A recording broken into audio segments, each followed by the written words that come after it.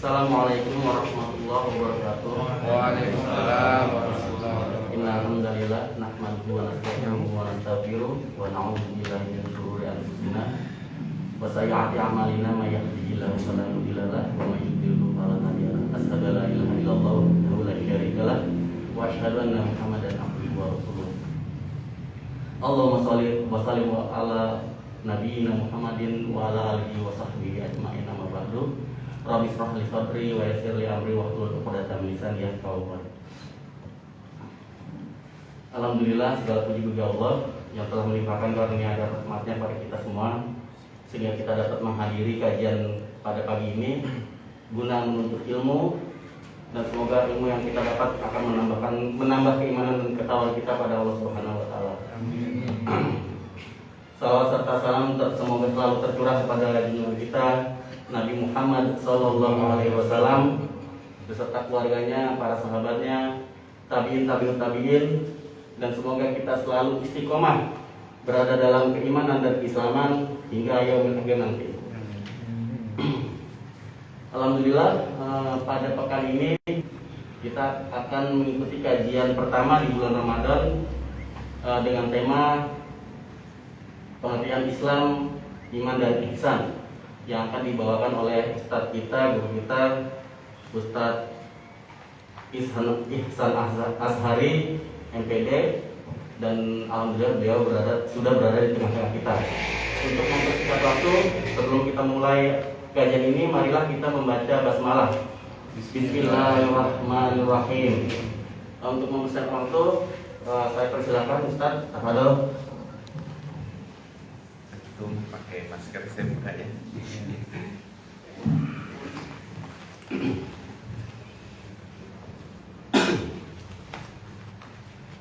Bismillahirrahmanirrahim. Assalamualaikum warahmatullahi wabarakatuh. Waalaikumsalam warahmatullahi wabarakatuh. Alhamdulillahil malikil hakim, al-jawadil karim, al-azizir rahim, alladhi khalaqal insana fi ahsani taqwim wa qadara as-samawati wal arda bi qudratihi wa dabbara al-umuri bi hikmatihi wa ma khalaqal jinna wal insa illa liya'budun. Fa tariqu wadihul qasidin wa dalilu ala hidayatil nadirin.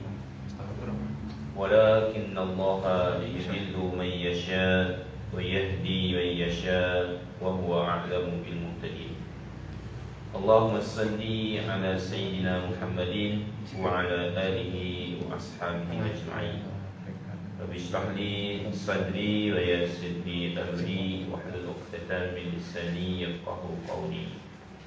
بسم الله ما شاء الله لا يسوق الخير إلا الله. Allah la yasrifu su'a illallah. Bismillah ma sya'allah. Maka min ni'matin fa min Allah. Bismillah ma sya'allah. La haula wa la quwwata illa billah.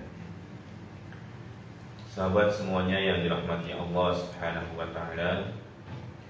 Alhamdulillah, pertama-tama kita panjatkan pujian serta syukur kita kepada Allah Subhanahu wa taala bahwasanya pada kesempatan pagi menjelang siang ini di waktu duha yang insyaallah penuh dengan keberkahan. Amin. Allah Subhanahu wa taala telah mengumpulkan kita di majlis di musala Al-Fatih 1453 ini. Mudah-mudahan kita semuanya mendapatkan kebaikan, ilmu yang bermanfaat, keberkahan yang lain. Salawat serta salam tercurah limpahkan pada qudwah kita, baginda Rasulullah sallallahu alaihi wasallam, keluarganya, sahabat, tabi'in, tabi'ut tabi'in, dan kepada kita selaku umat mutaakhirin ini. Amin ya Allah ya rabbal alamin. Ikhwani fillah rahimakumullah, sahabat yang mulia, pada kesempatan ini kita akan membahas hadis yang kedua, al-hadits tsani, tentang al-Islam wal iman wal ihsan, ya, tentang pengertian Islam, iman, dan juga ihsan. Bismillahirrahmanirrahim.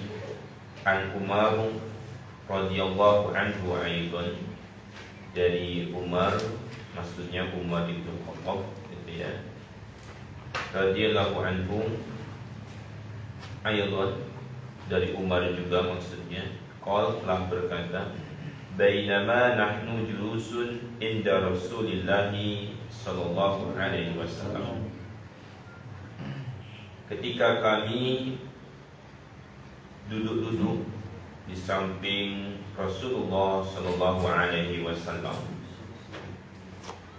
data yaumin, pada satu hari, ittala'a alaina rajulun syadidun bayadith thiyab, ya, tiba-tiba muncul di tengah-tengah kami seorang laki-laki syadidu bayadith thiyab, yang berpakaian serba putih. Tapi bukan saya, ya. Wah, kayaknya pas banget. Rajulun syadidut thiyab, laki-laki, seseorang yang berpakaian serba putih. Syadidu sawadi syi'ar, syadidu sawadi syi'ar, dan rambutnya hitam pekat, ya, berpakaian serba putih, rambutnya hitam pekat. La yura alaihi atharus safar, tidak terlihat baginya itu, dirinya tidak terlihat seperti bekas perjalanan jauh, tidak terlihat habis perjalanan jauh. Wala ya'rifuhu minna ahadun, dan di antara kami tidak ada yang tahu, tidak mengenalnya, gitu ya. Hatta jalasa ila Nabi sallallahu alaihi wasallam, hingga kemudian laki-laki yang berpakaian serba putih, rambutnya hitam pekat itu duduk, ya, di depan baginda Nabi Muhammad sallallahu alaihi wasallam. Fasnada rukbatayhi ila rukbatayhi, kita menyandarkan lututnya ke depan lututnya, ke depan lutut Rasulullah, ya. Jadi kalau berhadap-hadapan, ya, berhadap-hadapan lutut laki-laki tersebut dengan lutut baginda Rasulullah sallallahu alaihi wasallam. Menempel nggak sampai ya? Kenapa? Nggak sampai menempel. Ini ada dua riwayat. Ada yang mengatakan menempel. Kenapa? Karena tangan laki-laki tersebut disimpan di atas paha Rasulullah. Tapi dalam riwayat hadis ini, tangan laki-laki tersebut disimpan di atas pahanya sendiri. Dan ini lebih tepat katanya. Kenapa? Lebih sesuai dengan adab. Begitu. Jadi berhadap-hadapan dekat, begitu ya. Kalau nanti ada penjelasan tambahan di sini. Wa wadu'a kaffaihi ala fakhidaihi, kemudian pahanya, ya. Wa qala, kemudian laki itu berkata, ya Muhammad, wahai Muhammad, akhbirni 'anil Islam, informasikan, beritahu kepadaku tentang Islam. Anil Islam ini maksudnya adalah anil hakikatil Islam, tentang hakikat Islam. Faqala Rasulullah sallallahu alaihi wasallam, kemudian Rasulullah sallallahu alaihi wasallam bersabda, al-Islamu an tashhada an la ilaha illallah wa anna Muhammad Rasulullah. Islam itu adalah bahwasanya engkau bersaksi tiada Tuhan selain Allah dan Muhammad itu adalah utusan Allah. Wa tuqimas shalah, yang kedua menegakkan salat. Wa tu'tiyaz zakat, menunaikan zakat. Wa tasuma Ramadan, dan yang keempat puasa di bulan Ramadan. Wa tahujjal baita in istata'ta ilaihi sabila, dan yang kelima adalah melaksanakan ibadah haji jika engkau mampu, ilaihi sabila, menempuh perjalanannya. Ya. Qala, laki-laki itu berkata, "Shadaqta, engkau benar." Fa'ajibna lahu yas'aluhu wa yusaddiquhu. Maka di sini sahabat terheran-heran. Orang dia yang nanya, kok dia yang membenarkan. Ya kan? Ya Muhammad, akhbirni anil Islam. Beritahu kepadaku tentang Islam. Islam itu adalah engkau bersyahadat, sholat, zakat, puasa, ya, dan ibadah haji. Laki-laki itu, shadaqta, engkau benar. Gambaranlah di sini sekarang tiba-tiba ada orang yang datang bertanya, kemudian dijawab engkau benar. Kan aneh kan? Nah, dia yang bertanya, dia yang membenarkan. Tak cukup sampai di situ.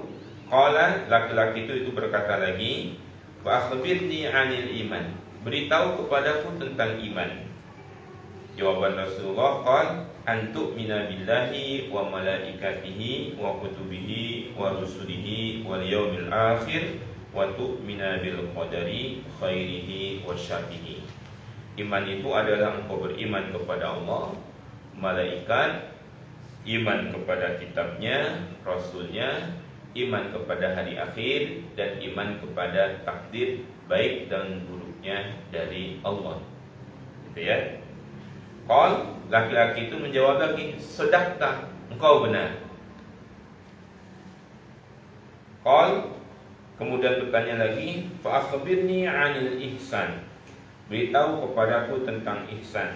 Jawaban Rasulullah, qala an ta'budallaha ka'annaka tarahu fa in lam takun tarahu fa innahu yaraka. Jadi Islam itu adalah an ta'budallah, engkau beribadah kepada Allah ka'annaka tarahu, seakan-akan engkau melihatnya. Jadi an ta'budallah ka'annaka tarahu, kita beribadah kepada Allah, engkau beribadah kepada Allah seakan-akan engkau melihat Allah. Fa illam yakun tarahu, jika engkau tak mampu, ya pastilah kita tidak akan mampu melihat kesempurnaan Allah, kan tidak zat Allah. Fa innahu yaraka, maka Allah sungguh melihatmu. Ya, maka Allah sungguh melihatmu. Singkatnya ihsan itu berarti kan merasa diawasi terus-menerus, ya. Qal, kemudian berkatalah laki-laki yang tadi yang berpakaian serba putih itu, wa akhbirni 'anis sa'ah. Beritahu kepadaku tentang hari kiamat. As-sa'ah di sini bermakna yaumil kiamat, hari kiamat. Qal, maka Rasulullah menjawab, mal mas'ulu anha bi'a'lama minas sa'il. Yang ditanya tidak lebih tahu dari yang bertanya.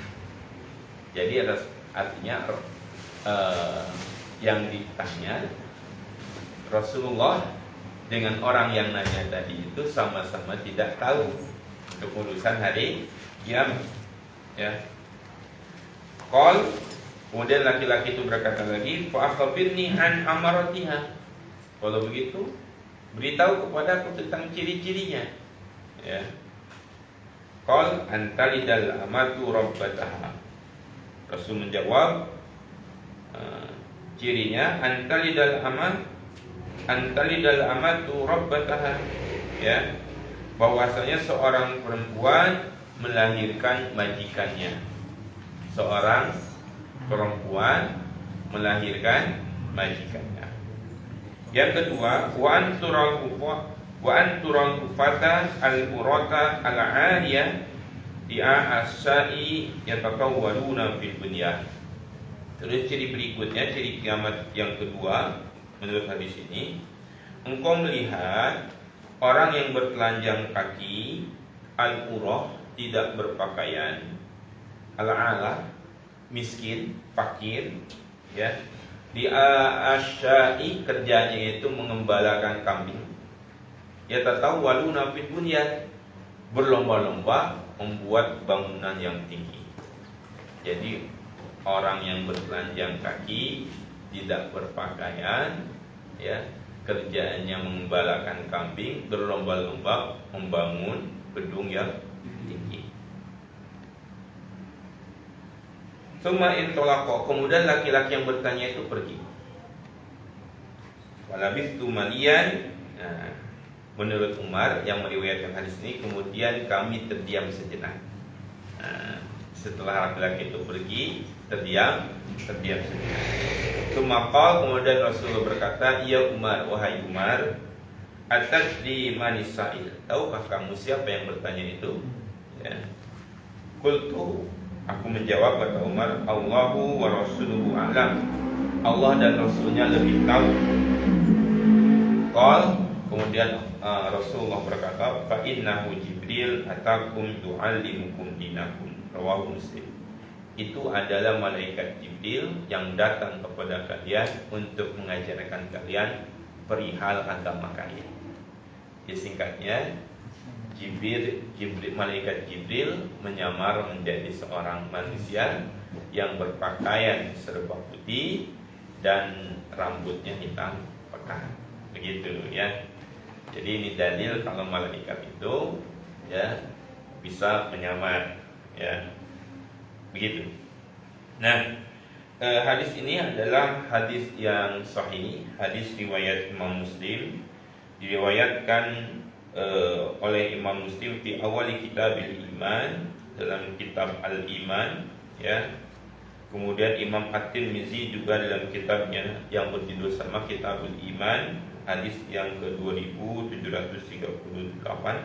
Demikian juga Imam An-Nasa'i dalam bab fil qadar tentang takdir, Imam Abu Dawud dalam kitab dalam bab tentang takdir, dan Imam An-Nasa'i dalam bab tentang sifat-sifat keislaman. Nah, intinya hadirin yang mulia, hadis ini adalah hadis yang penting ya, hadis yang penting. Bahkan Ibnu Daqiq Al-Id mengatakan hadza hadisul azimun ya, hadza hadisul azimun, ini adalah hadis yang agung. Kenapa? Ishtamala ala jami'i wadha'ifil a'mali dhahirah wal batinah, karena mencakup semua amalan-amalan yang zahir, yang terlihat maupun yang batin. Yang zahir tadi salat, dari syahadat dulu, kemudian sholat, zakat, puasa, itu kan zahir-zahir semua ya, tampak. Dan ahlan wa sahlan Ustaz Samsul, depan Ustaz. Nah, ada amalan-amalan batin. Amalan batin itu tadi beriman pada Allah, malaikat, dan seterusnya ya. Maka hadis ini hadis yang agung menurut Ibnu Daqiq Al-Id. Hada hadithun azimun ishtamala ala jami'i wadha'ifil a'mali dhahirah wal batinah. Nah, selain itu juga wa ulmu syari'atu kullaha raji'atun ilaihi mutasya'ibatun minhu. Nah, ilmu-ilmu syariah seluruhnya merujuk dan mengacu kepada hadis ini ya. Nah, jika di dalam Al-Quran ada disebut dengan Umul Quran. Umul Quran apa itu? Induk Al-Quran. Apa? Surat apa itu? Al-Fatihah. Maka di dalam hadis, di dalam sunnah ada Ummus Sunnah, yaitu hadis ini ya, hadis tentang apa itu Islam, apa itu iman, apa itu ihsan, dan tentang ciri-ciri kiamat begitu. Maka ini adalah Ummus Sunnah. Kenapa induknya sunnah? Karena ilmu-ilmu syariah itu mengacu ke situ semua. Sekarang kita bicara tentang Islam, pasti bicara tentang syahadat, konsekuensi syahadat, tentang sholat, ada siapa saja yang tidak sholat, apa hukum tentang orang yang meninggalkan sholat, macam-macam gitu ya. Tentang zakat, puasa, dan seterusnya. Bahkan tentang bicara tentang keimanan, pembatalan keimanan, dan seterusnya.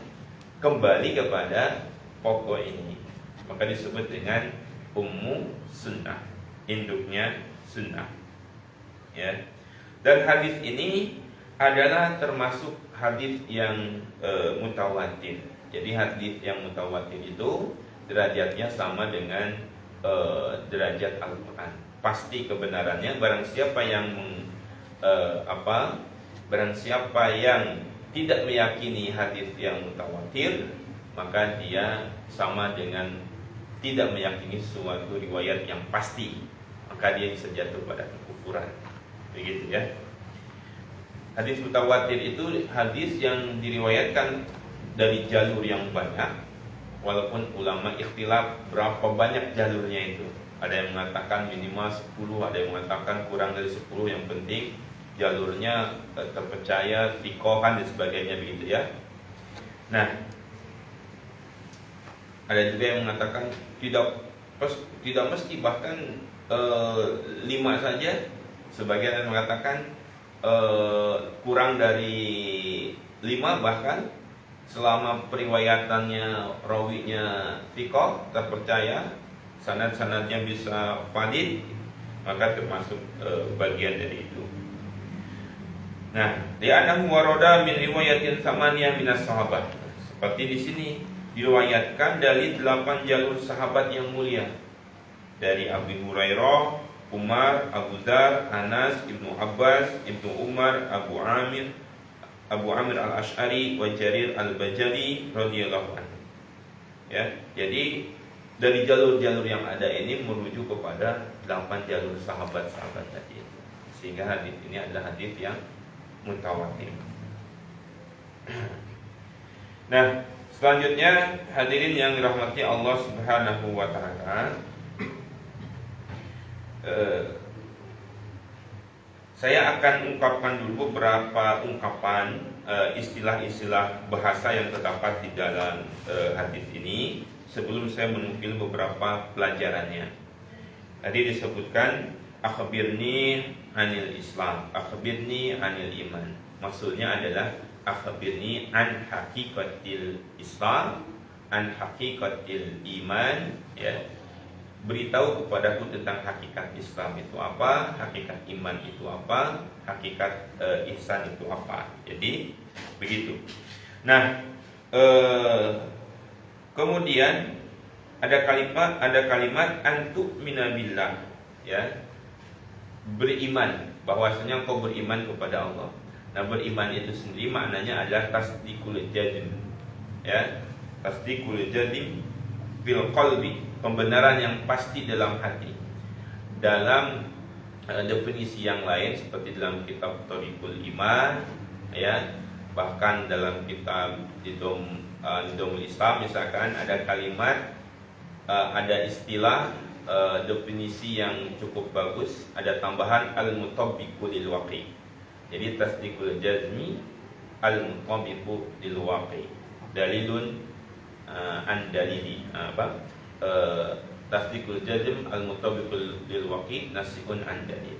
Jadi pembenaran yang pasti yang sesuai dengan realitasnya disertai dengan dalil, kan gitu ya. Nah, tentu dalam proses dalil tentang keimanan ini ada dalil akli, ada dalil nakli, dan gitu. Itulah pengertian iman, ya. Adapun secara syara, ya, musannif fi hadzal kitab, pengarang kitab ini mendefinisikan iman itu dalam konteks apa yang dijelaskan hadis ini. Jadi iman itulah engkau beriman kepada Allah, malaikat, kitab, rasul, kan gitu ya. Sekaligus menurut para ulama menjelaskan bahwa definisi hadis dalam konteks hadis ini, definisi iman dalam konteks hadis ini adalah terkait dengan batasan-batasan keimanan. Jika orang itu ingin beriman kepada Allah, beriman kepada standar-standar ini, maka dia dimasukkan kepada orang yang selamat imannya. Tetapi jika dalam standar minimal saja dia sudah ingkar, maka dia bukan orang yang beriman yang dalam konteks yang diperintahkan Allah dan Rasulnya. Misalkan dia beriman kepada Allah, dia beriman kepada kitab, tapi kitab yang dia pakai tidak sesuai dengan yang diturunkan oleh Allah kepada Rasulnya. Atau dia beriman kepada Rasulullah, tapi di sisi yang lain dia beriman ada Rasul yang lain, ada Nabi yang lain. Nah, itu berarti kan sudah menyimpang. Jadi ini batasan-batasan. Nah, fa akhbirni anis sa'ah. Terus ada ungkapan beritahu kepadaku tentang kiamat. Maksudnya di sini adalah akhbirni an waqti muzi'u yaumil qiyamah. Beritahu tentang ciri-ciri datangnya hari kiamat. Bukan ciri kiamat, tetapi ciri-ciri datang saat datangnya hari kiamat. Bagaimana sih cirinya, indikasinya, begitu ya. Kemudian antalida amma rabbataha. Ada ungkapan bahwasanya ciri kiamat itu yang pertama adalah seorang perempuan melahirkan tuannya. Nah, nanti dalam syarahnya ini ada beberapa makna, ya. Yang pertama, antalidal ammata rabbataha ini adalah an sayyidatiha, ya. Seorang perempuan melahirkan sayyidnya sendiri. Ini sebagai bentuk gambaran kelak ada satu saat terjadi penaklukan, ya, terjadi pembebasan negeri-negeri yang bergabung dengan Islam, ya. Nah, sebagai sebagai akibat dari banyaknya pembebasan itu kan terjadi peperangan.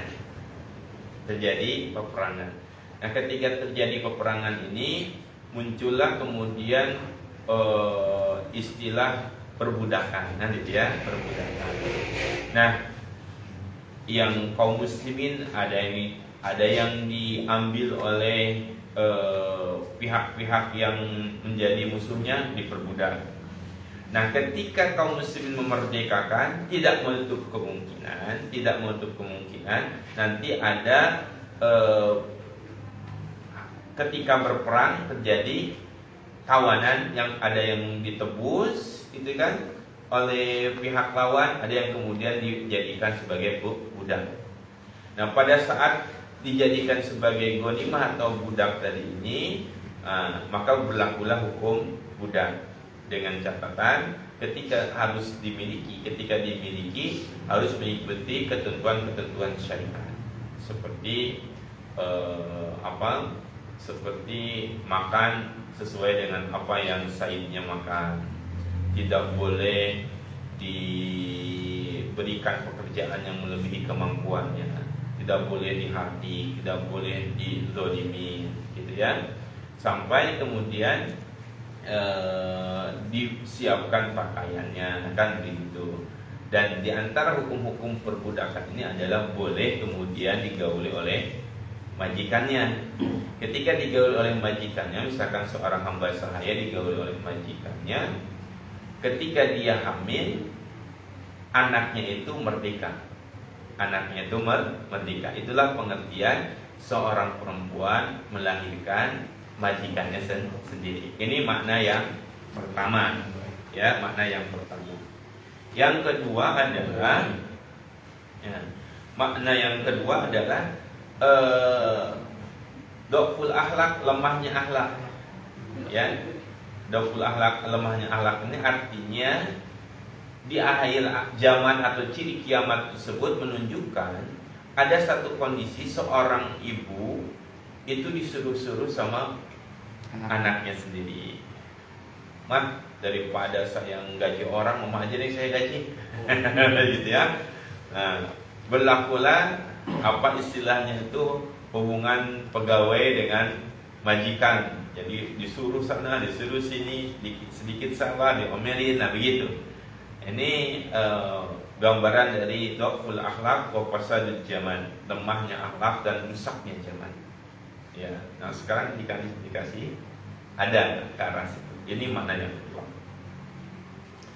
Nah, al-hufata al-urata al-ala. Kemudian ada kalimat al-hufah.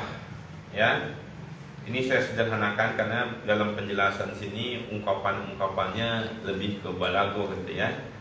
Jadi di sini adalah ada orang, ciri kiamat berikutnya al-hufata al-urah al-ala, ya. Orang itu tidak beralas kaki, tidak berpakaian sempurna, maksudnya telanjang dada. Kerjanya itu kerjanya itu mengembalakan kambing. Nah, ya tatawaluna 'alal bunyan, ya, berlomba-lomba membangun gedung yang tinggi, ya. Yatatawaluna fil bunyan, berlomba-lomba membangun gedung yang tinggi. Nah, ini makna yang pertama adalah ya cirinya seperti itu. Secara zahir artinya adalah ada orang miskin, ya, yang dia itu berpakaian saja nggak sempurna, kemudian tidak beralaskan kaki, tetapi berbangga-bangga dengan bangunan-bangunan yang dia buat, yang dibangun tinggi, gitu ya. Namun yang lebih tepat, ya, saya nukilkan dari penjelasan yang lain, ya. Misalkan dalam Musnad Ahmad, ya, nomor 2926, yang dimaksud dengan konteks atau orang pihak yang dibicarakan dalam hadis ini adalah orang Arab, ya, adalah orang Arab. Jadi ada riwayat Imam Ahmad dari Ibnu Abbas radhiyallahu anhu, beliau berkata, "Ya Rasulullah, wahai Rasulullah, waman ashabu syai wal hufah al-jiya'u al-'ala." Ya Rasulullah, siapa sih sebetulnya orang yang dimaksud dengan ashabu syai, sang penggembala yang tidak bersandal, yang lapar, yang miskin itu? Jawaban Rasulullah, al-Arab, orang-orang Arab. Nah, ini menurut hadis riwayat Imam Ahmad, ya. Jadi ketika orang Arab itu berlomba-lomba, kalau begitu, kalau dikaitkan dengan penjelasan hadis riwayat Imam Ahmad, berarti ciri kiamat itu adalah ketika orang-orang Arab berlomba-lomba membangun bangunan yang tinggi.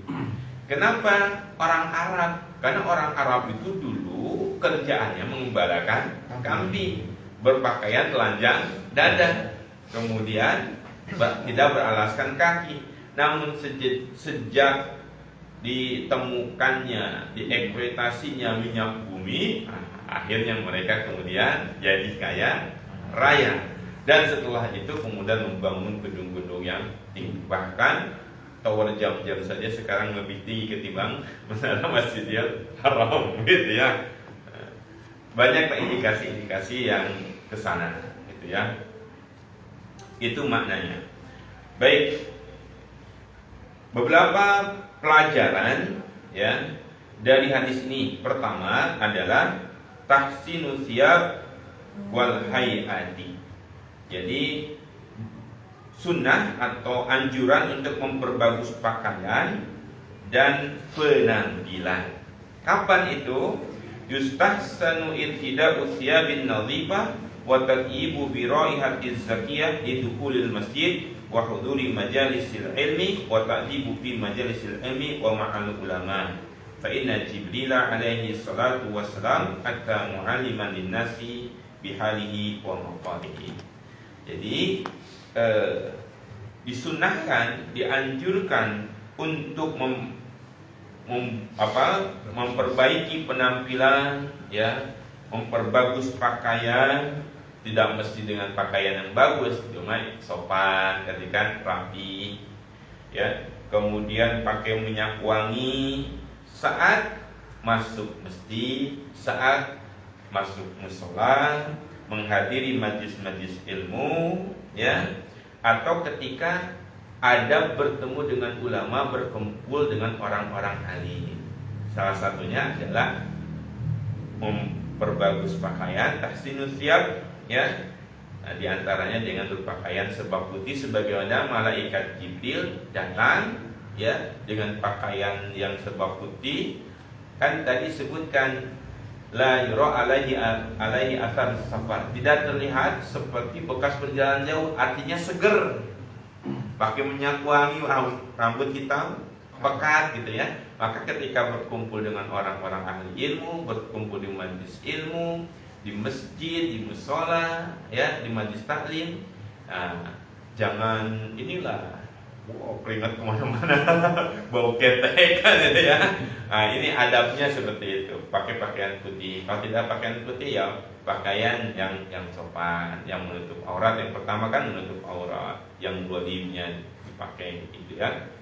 Pakai minyak wangi. Cuma pakai minyak wangi juga harus ngukur, karena setiap minyak wangi itu menjadi standar hidung seseorang. Ya gitu ya. Ustaz Samsul Hadi misalkan pengennya bau minyak wangi itu bau minyak wangi kiswah Ka'bah, kan enak tuh. Oh, seger gitu ya. Kalau yang lain pengennya misalkan 1000 bunga dan sebagainya. Ada yang biasanya pakai minyak wangi yang minyak wangi ke Arab-Araban gitu ya.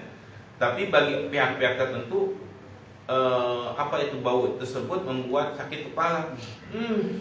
Baunya anti. Ada seperti itu kan? Jadi ambil yang minyak wangi yang bisa diterima oleh berbagai kalangan gitu ya. Saya tidak promosi ya. Silakan Anda ambil ya yang saya rasakan ya seperti itu. Minyak wangi kiswah Ka'bah itu enak sekali itu. Awet ya.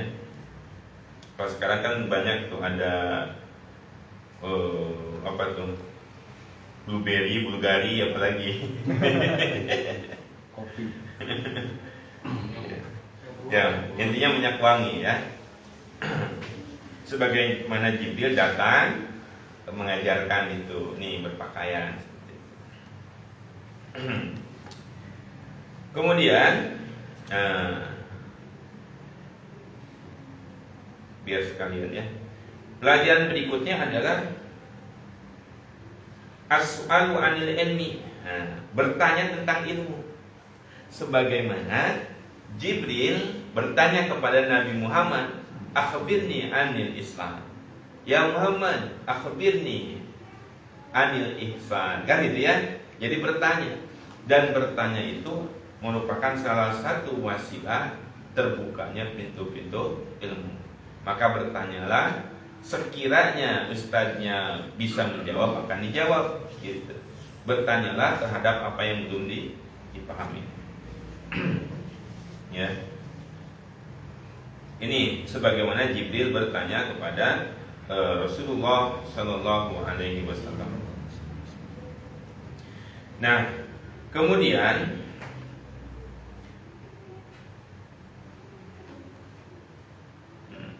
sebentar ya. Nah, saya langsung terjemahkan. Wa man sa'ila 'ani syai'in la ya'limahu wajib 'alaihi ay yaqula la a'lam wa dzalika dalilun wa ra'ahu wa taqwahu wa 'alamahu sahih. Ya. Jadi ketika orang yang ditanya itu tidak mengetahui jawabannya, wajib bagi dia mengatakan la a'lam, saya tidak tahu. Ini sebagai bukti kewaraan, ketakwaan dan kehati-hatiannya. Jadi jangan ditanya langsung dijawab, ditanya jawab. Kalau nggak tahu jawabannya nggak tahu, dan itu bukan kehinaan. Jadi kalau saya ditanya saya tidak tahu, ya saya jawab tidak tahu. Ya, Imam Malik sendiri ditanya 10 pertanyaan, beliau hanya menjawab 1 dari 10 pertanyaan itu. Saking hati-hatinya. Kalau kita baru ngaji kemarin, oh ini hadisnya tidak sahih, ini bid'ah, padahal belum tentu. Ya, jadi kalau tidak tahu, ya jawab tidak tahu. Ya, jangan sok tahu, ya, atau kira-kira, gitu ya, jangan. Ya. Ada juga yang mengatakan ini tidak ada dalilnya, padahal belum tentu. Ya, ketika kita tidak atau belum menemukan dalilnya, bilang sepanjang atau sependek pengetahuan saya belum menemukan dalilnya. Atau bisa jadi ada dalilnya, cuma dia belum menemukan begitu. Ya. Itu terkait dengan pelajaran yang diberikan Jibril kepada kita. Kemudian faedah berikutnya lagi adalah kalau duduk di dalam majlis ilmu itu hendaklah duduk seperti malaikat Jibril, gak jauh-jauh sama gurunya. Ya, sebagaimana malaikat Jibril duduk berhadapan-hadapan dengan Rasulullah, kan begitu ya. Jadi memang dalam majlis ilmu itu duduknya rapat-rapat. Nah, ini kondisinya kan lain, sedang protokol kesehatan. Kalau nggak ada protokol kesehatan rapat Ustaz. Iya, rapat itu yang harusnya rapat-rapat begitu. Jadi majelis Rasulullah itu rapat-rapat, kemudian berdempetan satu dengan yang lainnya itu. Andaikan dalam riwayat yang andaikan daun atau kapas ini jatuh, pastilah jatuh di antara pundak-pundak para sahabat. Saking rapatnya majlis-majlis mereka, begitu ya. Saking rapatnya majlis-majlis mereka, jadi mereka mengenal sampai bau badannya sendiri. Wah, ini siap bulan, ini sebulan, begitu. Saya apa bau badannya tuh. Nah, ini kemudian ketika seseorang itu bertanya ada dua kemungkinan, ya, ada dua kemungkinan. Kemungkinan yang pertama dia memang tidak tahu, ya. Yang kedua bisa jadi dia sudah tahu, kan gitu ya, dia sudah tahu.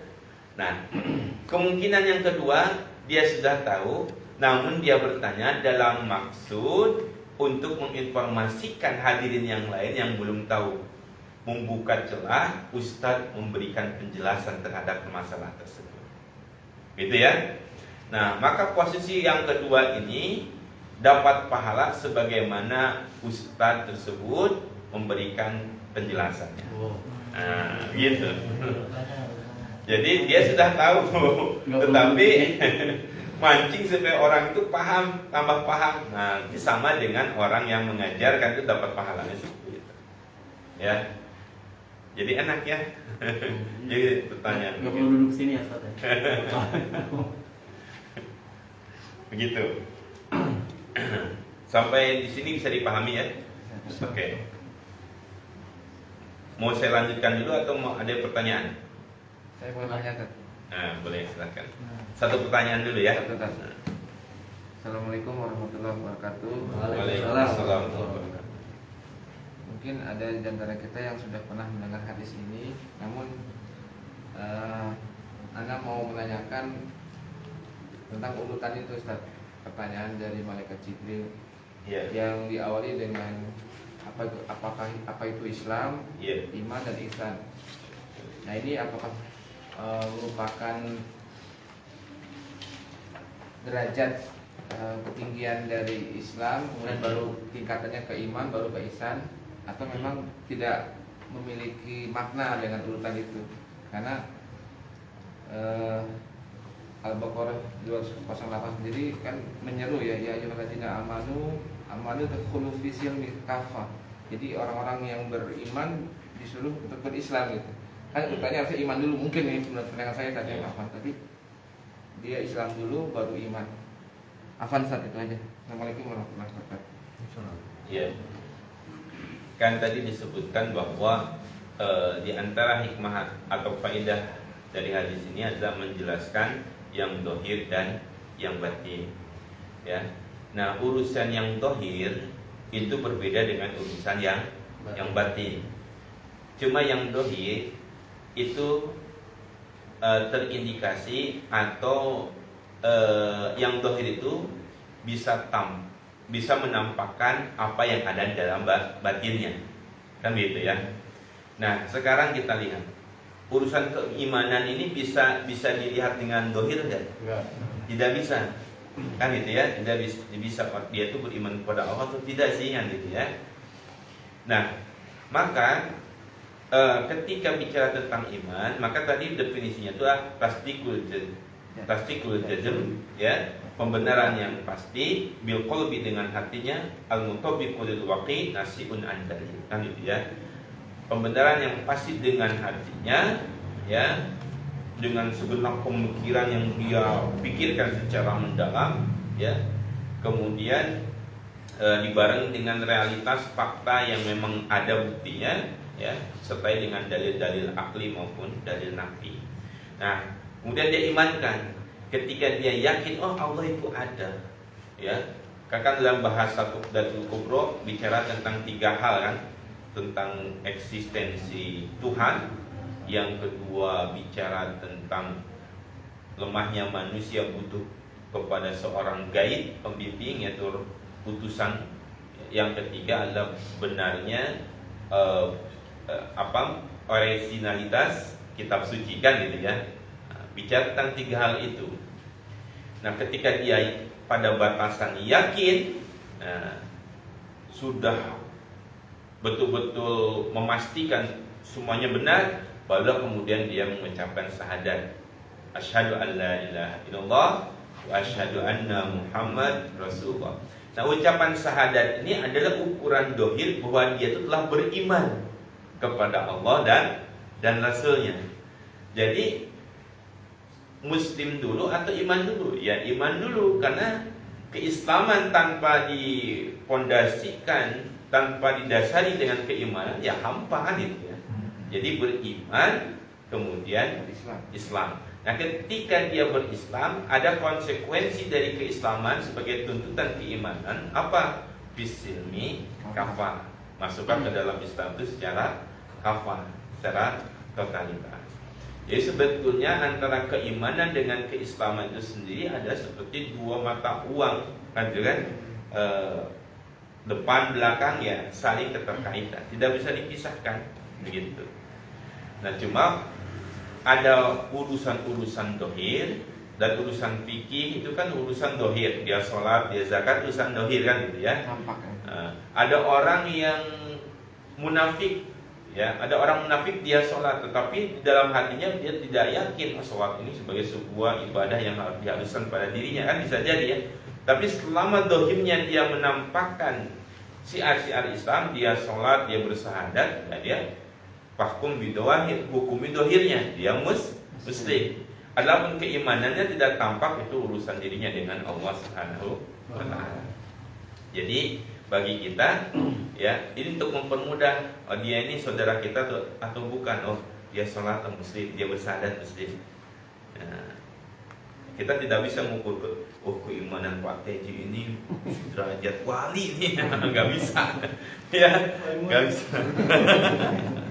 Wali murid ya gitu ya, begitu. Nanti insya Allah di depan di bahasan berikutnya ada bahasan rinci tentang itu. Ya.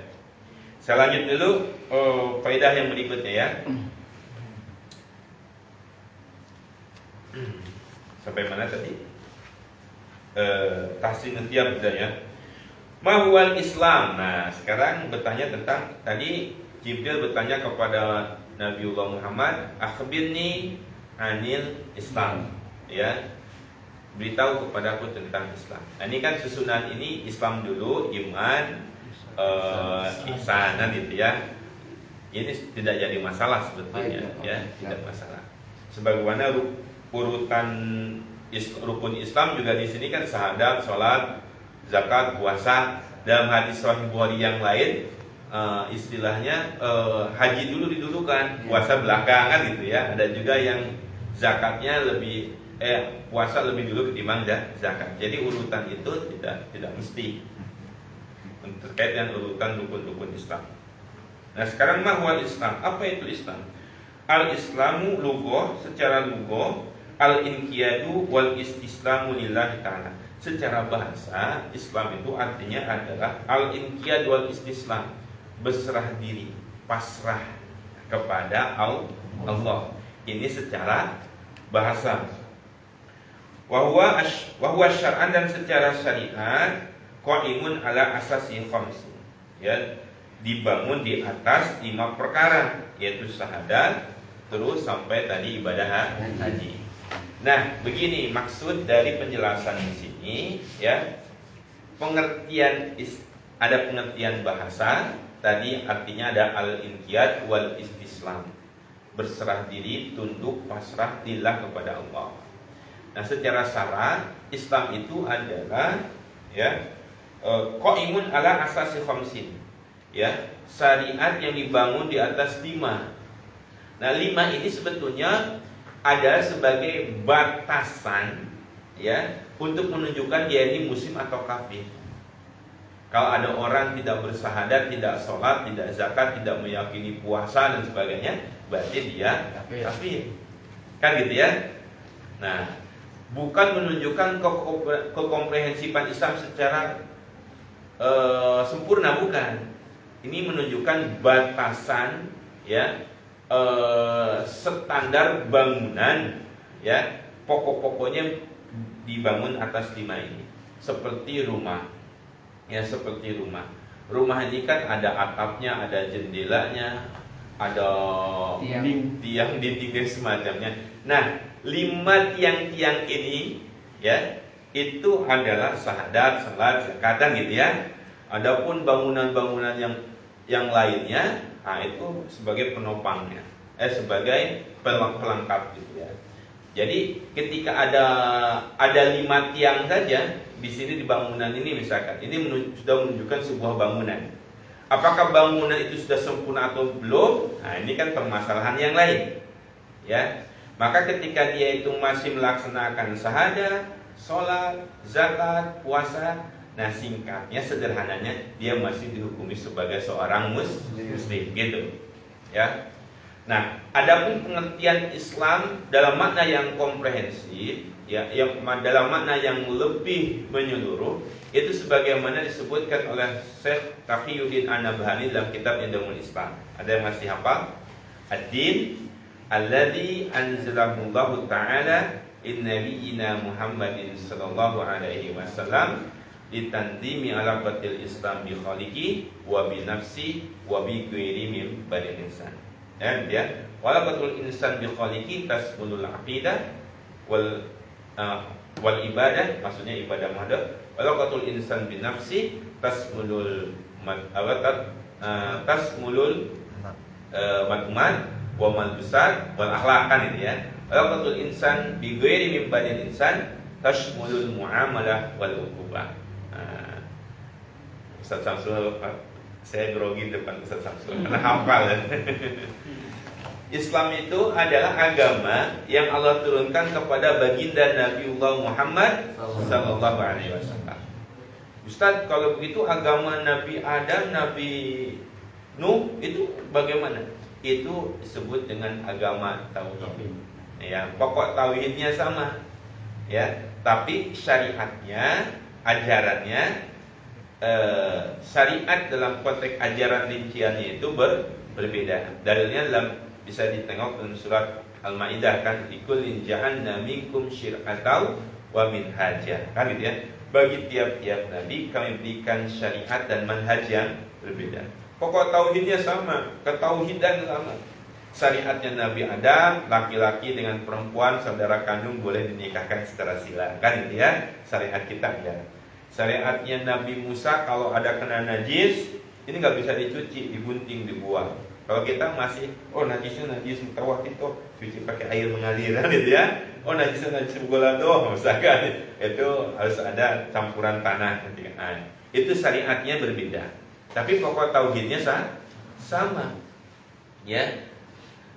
Nah, itu al-Islam ad-din alladzi anzalallahu ta'ala nabiyina Muhammadin sallallahu alaihi wasallam. Ditandimi alaqatil insan bi khaliqi, untuk mengatur hubungan manusia dengan Tuhannya, dengan dirinya, dengan manusia yang lain. Manusia dengan Tuhannya diatur dalam bab akidah dan ibadah mahdhah. Ya kan, itu kan? Ada bab akidah itu. Ya, ibadah mahdhah. Zikir, berdoa, salat gitu ya. Alaqatul insan bi nafsi, hubungan manusia dengan dirinya diatur dalam bagaimana mengkonsumsi makanan, ya, mat'umat wa masyrubat, mengkonsumsi minuman yang halal itu bagaimana gitu ya. Nah, kemudian wa malbusat, berpakaian, wal akhlak, dan tentang etika, tentang akhlak. Walaqatul insan bi ghairi min badil insan tasmulul muamalah wal uqubah. Hubungan manusia satu dengan yang lainnya tidak atur di dalam sistem sosial kemasyarakatan dan persangsian.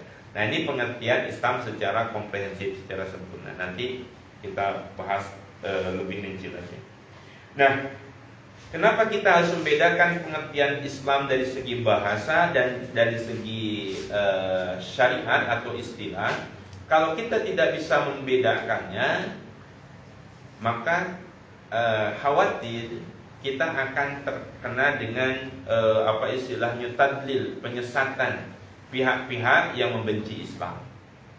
Contoh misalkan dulu ada istilah Islam itu adalah ketundukan dan kepasrahan.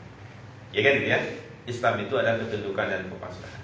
Saya pernah jalan-jalan ke Gramedia, lihat buku, ya, judulnya itu Satu Tuhan Tiga Agama. Satu Tuhan Tiga Agama. Ya, pengantarnya itu waktu itu salah seorang rektor perguruan tinggi. Satu Tuhan Tiga Agama.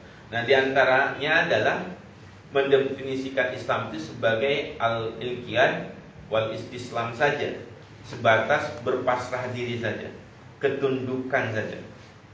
Bahkan kemudian dalam teori-teori yang dikembangkan, dan saya lihat teori ini sebagai asas lahirnya ide-ide pluralisme agama.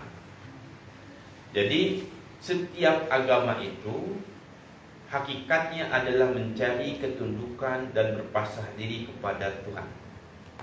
Ibaratkan roda, ya, ada asnya, as itu pusat jari-jarinya, porosnya, ada jari-jari gitu ya, ada jari-jari. Nah, semua jari-jari ini terfokus, tertuju pada satu poros. Cuma dari sisi-sisi yang berbeda. Jadi semua agama, baik Buddha, Hindu, Kristen dan sebagainya, hakikatnya adalah berpasrah diri, tunduk, mencari ketenangan, mencari ridho Tuhan dari sisi-sisi yang berbeda-beda. Caranya yang berbeda-beda. Oleh karena itu sebetulnya semua agama itu sama, cuma caranya saja yang berbeda. Kan kalau kesimpulan itu yang diambil, bahaya nggak? Bahaya. Semua agama itu sama, cuma caranya saja yang berbeda. Karena meyakini semua agama itu sama, caranya yang berbeda, hingga akhirnya kemudian muncullah pernikahan boleh, ya, antar agama boleh, ya, warisan boleh, beda agama boleh, dan seterusnya. Sehingga jadi rancu. Bahkan kesimpulan yang bisa diambil diantaranya adalah, bisa jadi Anda yang selama ini mengaku umat Muhammad Islam, hakikatnya Anda ini adalah kafir. Begitu. Kenapa? Karena ini Anda ini di dalam diri Anda ini ada arogansi, ada kesombongan, ada fanatisme. Dan sifat-sifat arogansi, fanatisme itu adalah bertentangan dengan sifat kepasrahan itu sendiri. Kan luar biasa tuh. Itulah terjadi ghazul fikr, perang pemikiran, penyesatan pemikiran, hingga dari satu definisi saja seorang bisa tersesat. Ya. Bisa dipahami sampai sini? Ya. Nah, pokok dari Islam itu adalah syahadatu an la ilaha illallah wa anna Muhammadar Rasulullah wa iqamis shalah bi awqatiha kamilati syuruti wal arkan. Menegakkan salat, ya, sesuai dengan waktunya dan sempurna syarat serta rukunnya. Ya, salat juga jangan asal salat, harus sesuai dengan syarat dan rukunnya. Mana yang menjadi syarat salat, mana yang menjadi rukunnya, gampang, ya. Mana yang menjadi rukun, mana yang sunnah. Dalam posisi tertentu, ya kita bisa lewatin yang sunnahnya, kan itu ya. Kalau misalkan waktunya mepet dan sebagainya. Tapi ini bukan sebagai justifikasi pembenaran bahwasanya sholat tarawih cepat, ya. Jadi ambil yang wajib-wajibnya saja.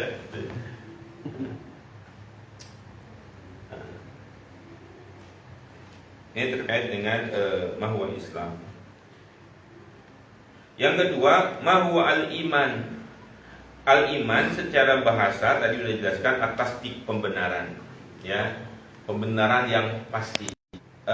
Pak Rahmat yakin gak bahwa itu satu? Nah, itu harus 100%. Rasul sebagai Nabi akhir zaman Yakin. Ya, 100%. Makanya kalimat al-imanu yazid wa yanqus, iman itu naik turun, bukan berarti iman itu dari 100% jadi 90%, bukan. Berarti kalau iman kurangnya 100%, ya kafir dia, harus 100%.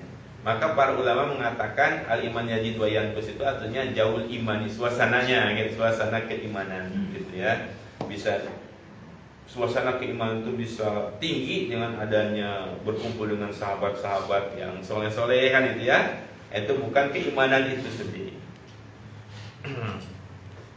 Nah, wa tasdiqu bi wujudi khalqillahi humul malaika wa hum ibadun mukarramuna la ya'sunallahu min ma amaruhum wa yaf'aluna ma yu'marun. Dan ini terkait dengan iman yang pasti ini,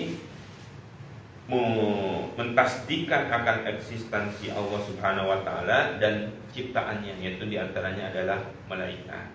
Ya. Terkait dengan eksistensi Allah ini sudah sama-sama kita maklum, ya.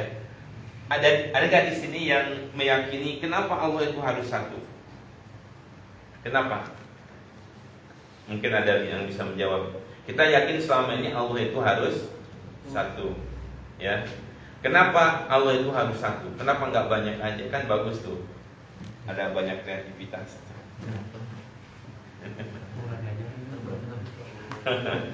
Jadi kan masalah ini ya, masalah tauhid, masalah fundament, ya, masalah yang mendasar. Ya, anak-anak seusia SD alhamdulillah udah banyak menjawab. Ustaz, kalau banyak itu nanti Tuhannya berantem, berebut permen gimana? Ya, yang satu ingin nurunin hujan, yang satu ingin gak mau hujan, yang satu ingin menciptakan, yang satu ingin menghancurkan. Akhirnya Tuhannya berantem kalau banyak. Jadi harus satu gitu. Nah, pertanyaan-pertanyaan seperti ini kadang-kadang muncul dari anak kita. Ya. Saya pernah punya pengalaman nih. Ini kasusnya kasusnya itu sederhana. Ada 2 pertanyaan. Abi, ya, Allah itu kan maha besar. Ini besarnya segimana? Gimana sih jawabannya? Besarnya segimana? Itu yang pertama. Yang kedua, kata Abi, kalau kita ngaji, itu kan malaikat mendengarkan, menulis amal baiknya. Ketika kita di mushola banyak malaikat cuma tidak terlihat, gitu kan? Dan malaikat itu hadir di tempat-tempat yang suci, yang bersih-bersih, gitu kan? Nah, kalau saya berbohong kemudian lari ke kamar mandi, pasti nggak bakal dicatat sama malaikat, karena malaikat tidak tahu, tidak suka tempat yang yang najis. Jadi kalau saya nanti ngambil permen sepupunya misalkannya atau berbohong, saya mau lari saja ke kamar mandi, karena pasti malaikat tidak mencatatnya. Gimana jawabannya itu? Saya pikir cerdas juga nih anaknya. Ya. Nah, akhirnya saya jawab, aduh gimana, saya juga sempat bingung itu. Ya, sempat bingung. Nanti tolong kalau ada jawaban yang lebih baik kasih tahu saya ya.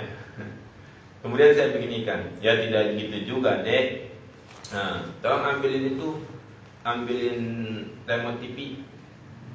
Ngasih remote TV. Oh, remote TV. Ya, Abi matiin ya, dari jauh, cet, mati. Teknologi manusia aja dari jauh bisa matiin TV. Apalagi teknologi Allah lebih hebat, dimanapun bisa tahu. Mau di dalam kamar mandi dari jauh, dari mana bisa. Cuma kan ini saya sempat berpikir, ini masalah gaib kan, masalah gaib. Bagusnya tidak diilustrasikan. Cuma saat itu kebutuhan yang mendadak, anak tersebut butuh jawaban, dia logikakan sederhana seperti itu. Akhirnya, oh iya, Allah tuh maha hebat, pastilah tahu. Masa Allah malaikat bisa dibohongin dengan masuk kamar mandi aja, kan gitu kan? Nah, kadang-kadang jawaban-jawaban seperti itu mendesak untuk segera diberikan kepada anak. Karena anak-anak itu kan polos ya, suka, kok gimana sih begitu, ya. Makanya kalau orang tuanya mendapatkan keyakinan akidah itu semata-mata karena keturunan saja, semata-mata karena faktor warisan dari orang tua dan sebagainya, tidak melakukan berpikir, tidak melakukan pemikiran yang mendalam, ketika ada kasus-kasus seperti ini dia tidak bisa mengajarkan anak. Makanya berpikir tentang eksistensi Allah, tentang butuhnya manusia itu kepada seorang rasul, gaib, pembimbing, tentang kebenaran kitab suci, hal-hal yang mendasar ini harus dia pecahkan secara mendalam melalui proses berpikir, dan itu hukumnya wajib. Ya, dan hukumnya wajib. Baik, saya persingkat.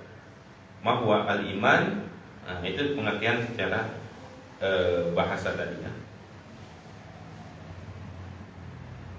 Sebelum masuk apa itu ihsan dan ciri-ciri kiamat, saya buka lagi beberapa pertanyaan sambil istirahat. Ya, ada lagi yang bertanya? Ada yang mau bertanya? Atau mau menambahkan? Ada Ustaz Samsul di sini. Ada Ustaz TJ juga. Ada? Belum ada. Oke, enggak. Waalaikumsalam warahmatullahi wabarakatuh. Tingkatan hadis tadi paling tinggi mutawatir. Iya. Gimana dengan hadis qudsi sendiri? Oh, hadis qudsi. Ya. Ada hadis nabawi, ada hadis qudsi. Nah, ini pengenalan hadis ya. Nah, hadis itu sendiri ada yang disandarkan kepada Rasulullah SAW, ada yang disandarkan kepada Allah Subhanahu Wa Taala. Nah, kalau hadis qudsi ini redaksinya penuturan kalimat yang diucapkan oleh baginda Nabi Muhammad SAW. Tetapi maknanya ini disandarkan kepada Allah. Allah yang berbicara, Allah yang melihat, dan seperti itu. Contohnya seperti ini. Wahai umatku, contohnya itu, datangilah diriku. Mohon maaf. Ada kalimat seperti dalam hadis itu, sungguhnya orang itu lapar kecuali yang aku beri makan. Sungguhnya orang itu telanjang kecuali yang aku beri pakaian. Kan gitu ya. Terus dalam kalimat hadis yang panjang ini ada ungkapan, jika engkau datang kepadaku dengan melangkah, maka aku akan datang kepadamu dengan berlari. Kan gitu ya. Ada kalimat-kalimat seperti itu. Nah, kalimat atau teks hadis ini ucapannya dari Rasulullah, tapi kalimat aku di sini artinya adalah Allah, disandarkan kepada Allah Subhanahu Wa Taala. Ya, berbeda dengan hadis nabawi. Hadis nabawi itu sendiri kan ada 3, ada qauli, fi'li, dan takriri. Hadis itu adalah ma'udifat ila Nabi Muhammadin sallallahu alaihi wasallam. Pengertian hadis itu adalah apa saja yang disandarkan kepada baginda Nabi Muhammad sallallahu alaihi wasallam. Baik perbuatan, baik ucapan, atau diamnya persetujuan Rasulullah. Itu disebut dengan hadis nabawi. Jadi hadis fi'li misalkan, karena Rasulullah sallallahu alaihi wasallam, kata Aisyah, aku melihat Rasulullah sallallahu alaihi wasallam ketika sholat misalkan ya, sekian rakaat, itu kan perbuatan Rasulullah dilihat oleh istrinya, disebut dengan hadis fi'li. Ada lagi hadis qauli, qala Rasulullah SAW, Rasulullah telah bersabda. Nah, itu artinya hadis fi'li, ucapan Rasulullah. Ada lagi diamnya Rasulullah. Misalkan saya satu ketika para sahabat makan daging biawak, ya, Rasulullah diam. Diam, ya. Nah, diamnya Rasulullah ketika para sahabat makan daging biawak ini menunjukkan mustahil Rasulullah diam dari kemaksiatan. Diam kalau itu dosa makan daging biawak, berarti Rasul diam dari amar ma'ruf nahi mungkar. Diamnya Rasulullah ketika sahabat itu makan daging biawak menunjukkan persetujuan bahwa itu adalah perkara yang halal. Cuma Rasulullah sendiri tidak suka hal itu ya. Nah, seperti itu. Itulah disebut dengan hadis nabawi. Kalau hadis qudsi tadi ya disandarkan kepada Allah, ya kalimatnya pasti kalimat seperti itu ya. Misalkan tadi saya katakan, jika engkau datang kepadaku dengan berjalan, aku datang kepadamu dengan berlari. Kan begitu. Kalimat-kalimat seperti itu yang disandarkan kepada Allah SWT. Bedanya hadis qudsi dengan Al-Quran, kalau Al-Quran boleh dan harus dibaca di dalam sholat, sedangkan hadis qudsi itu tidak sah dibaca di dalam sholat. Begitu ya. Dan hadis qudsi itu juga bermacam-macam, ada yang sahih, ada yang tidak sahih, gitu kan. Ada yang sampai mutawatir, ada yang tidak, kan begitu, macam-macam. Nah, sedangkan hadis mutawatir itu sendiri, itu penilaian hadis dilihat dari riwayatnya. Ya, nanti hadis itu juga ada penjelasan khusus. Ada hadis dilihat dari riwayatnya, ada hadis dilihat dari sisi dirayahnya. Dari riwayatnya ini, ya, ada hadis yang mutawatir diriwayatkan dari berbagai macam jalur, gitu kan.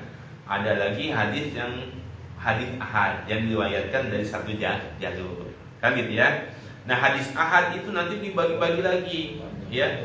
Ada hadis yang sahih, hadis ahad tapi sahih ada, ya kan. Ada hadis yang tidak sahih, misalkan hadis hasan, gitu kan. Macam-macam itu. Ada penjelasan lebih rinci lagi, ya. Itu nanti ada 16 SKS tentang ulumul hadis. Siap. Itu terkait dengan hadis qudsi. Ada lagi sebelum saya? Belum ada. Oke. Nah, pelajaran berikutnya, hadirin yang mulia yang dirahmati Allah Subhanahu wa taala.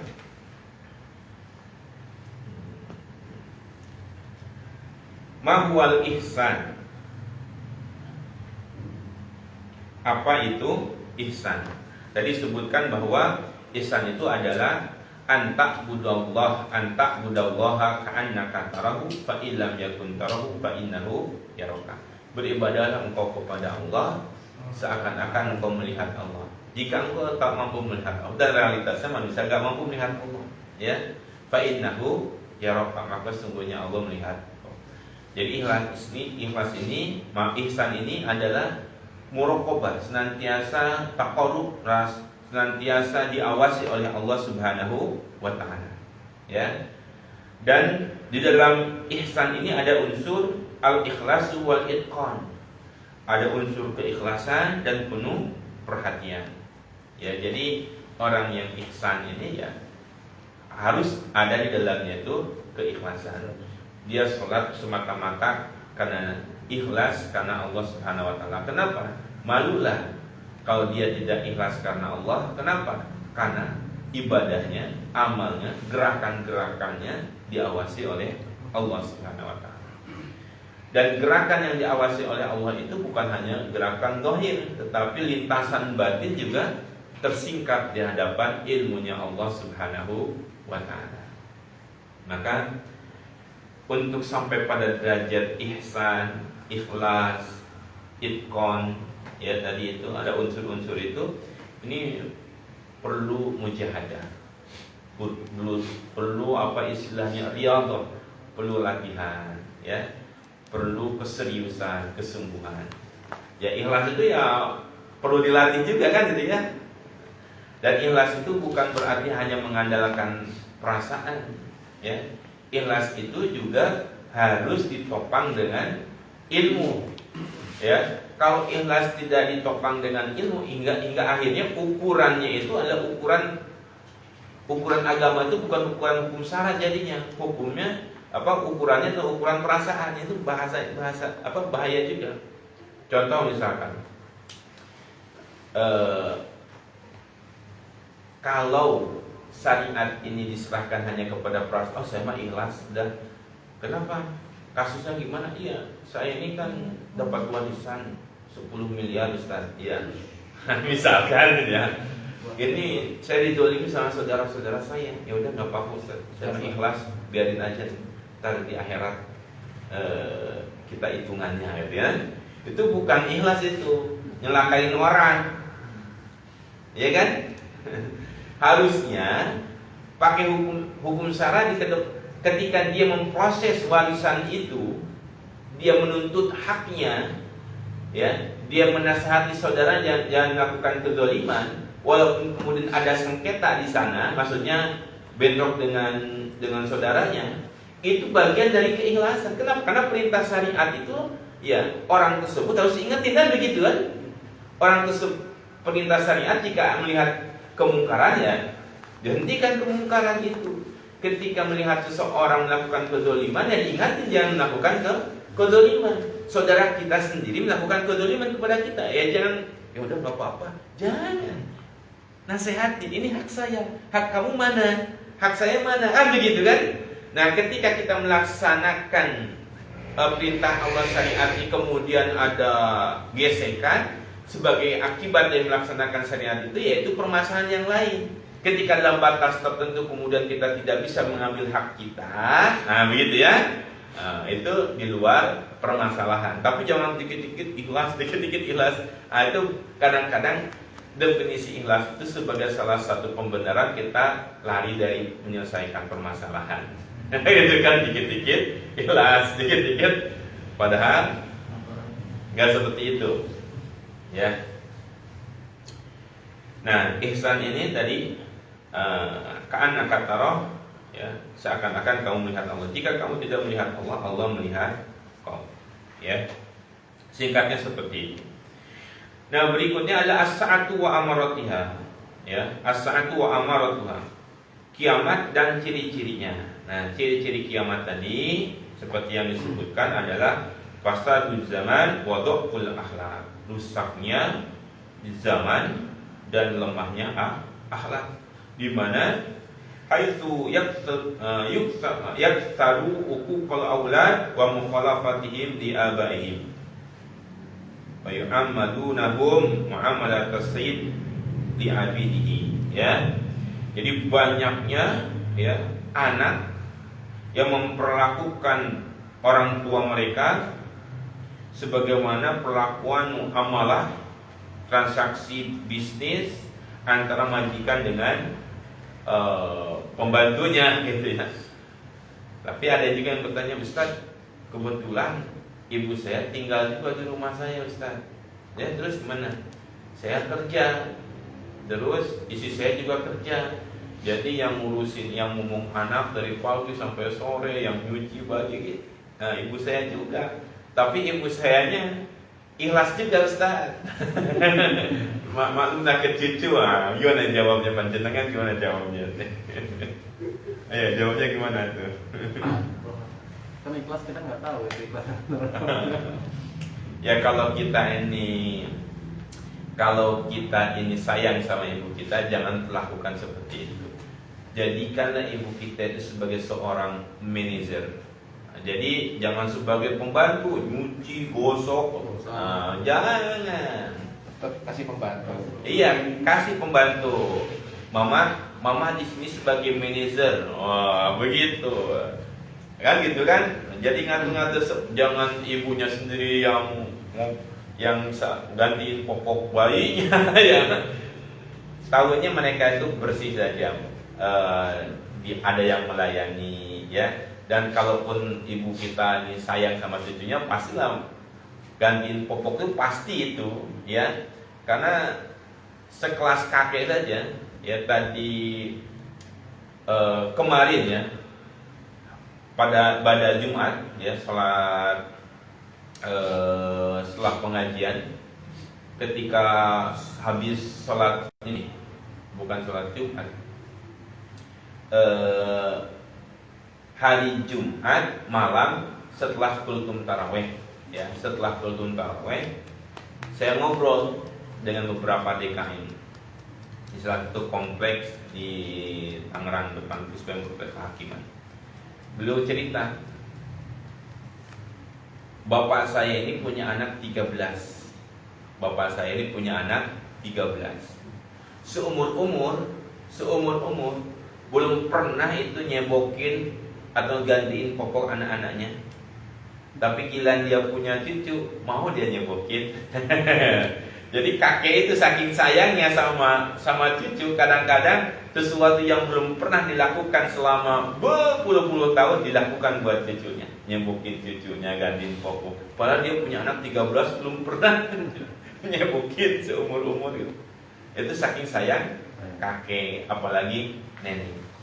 Dan urusannya bokin, urusannya wapit, pastilah sayang gitu. Cuma kita yang selaku anaknya harus mengajarkan kepada anak kita, ini loh nenek, saya tuh anaknya nenek ini, kan begitu ya. Dan saya selaku anak ini memuliakan ibu saya. Jadi bagaimana gambarannya kalau anak itu kemudian besar, oh nanti kamu kalau besar akan melakukan apa ke ibu? Saya akan melakukan seperti ibu melakukan nenek. Begitu ya. Nyuruh-nyuruh nenek di rumah kan begitu kan. Itu kan real, kelihatan di rumah. Itu ya.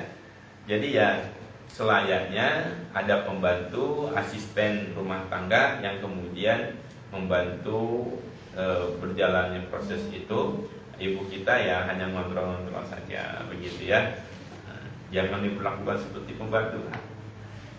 Ini kalau tadi maknanya itu dalam pengertian tadi yang pasal di zaman wada'ul ahkam.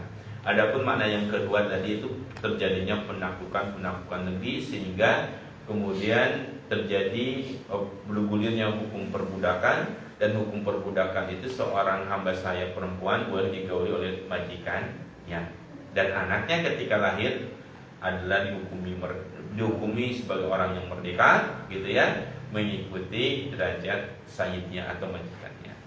Begitu.